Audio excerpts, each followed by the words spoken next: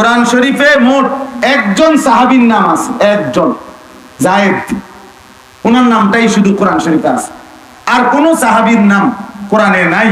তাহলে সাহাবী তো এই একজনই, সাহাবী একজন, তো বাকিদের নাম নাই যে, ওনারা ব্যর্থ।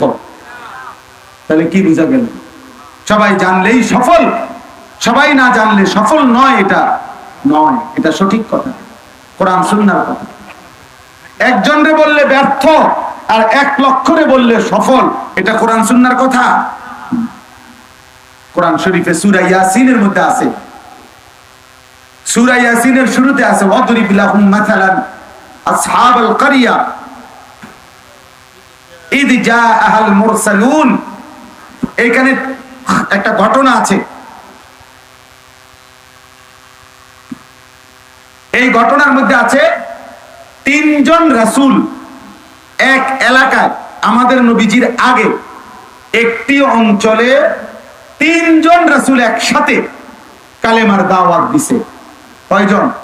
ফাআজ্জাজনা বিসালিসিন ফাকালু ইন্না ইলাইকুম মুরসালুন।